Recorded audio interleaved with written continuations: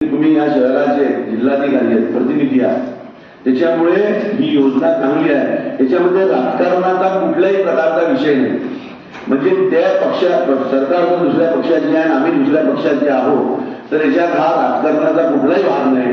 ही योजना जी आहे गरीब जनता आहे, जी गरजू आहे त्यांच्यासाठी आहे आणि त्यांच्या फायद्याची आहे। म्हणून आम्ही सर्व पक्षाचे कार्यकर्ता म्हणून किंवा लोकप्रतिनिधी म्हणून हे आम्ही जे मागणी केली आहे की ही योजना खरोखर वयोवृद्ध लोकांसाठी आहे। त्याच्यामुळे पैसे आले केंद्राला ते बरोबर सुरळीत चालली पाहिजे, या प्रकारची आम्ही मागणी जिल्हाधिकाऱ्याला केली।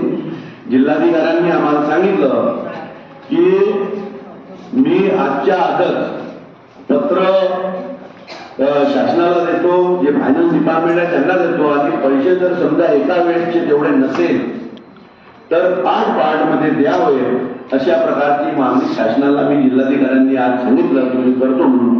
अशा प्रकारची त्यांनी आज आम्हाला आपली भूमिका ठेवली आहे। इव्हन ही जी योजना आहे गरीब गरजू पुन्हा वयोवृद्ध अशा प्रकारची सगळ्यांना लाभार्थी मिळाली ही योजना आहे। त्याच्यामुळे या योजनेअंतर्गत जर पैसे आले नाही तर कायदा व सुव्यवस्थाही बिघडण्याची परिस्थिती या आपल्या शहरात होऊ शकते। म्हणून जिल्हाधिकाऱ्यांनी सांगितलं की आम्ही मागणी करू आणि हे पैसे आपल्यापर्यंत पोहोचू, अशी आम्ही आज मागणी केली आहे।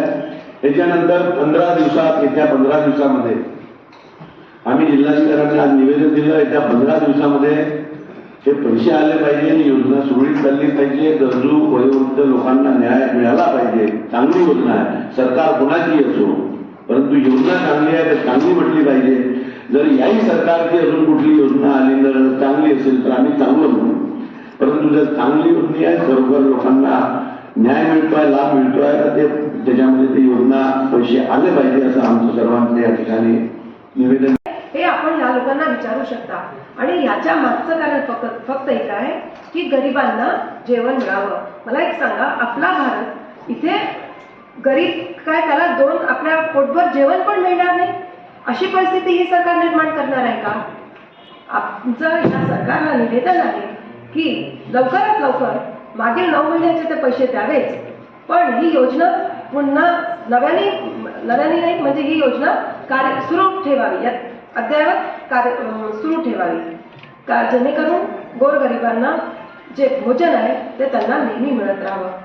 आज जिल्हाधिकारी कार्यालयामध्ये त्यांना निवेदन देण्यात आलं, माननीय कलेक्टर साहेबांना निवेदन देण्यात आलं आणि त्यांनी सांगितलं की अनुदान जेव्हा मिळेल तेव्हा आम्ही हे अनुदान देऊच, पण हे केव्हा मिळणार यासाठी आज सगळेच जण, सर्व पक्षातील लोक, सर्व शिवभोजन संचालक या ठिकाणी जमा झाले आहे आणि सरकारला जबाब विचारणार आहे। जर लवकरात लवकर ही योजनाचे पैसे किंवा अनुदान मिळालं नाही तर सर्वसामान्य जनता, म्हणजे जे गोरगरीब याचा फायदा घेत होते ते सुद्धा आणि जे संचालक आहेत ते सुद्धा रस्त्यावर येतील आणि आंदोलन करतील, एवढी आपण सर्वांना मी या गोष्टीची ग्वाही देते।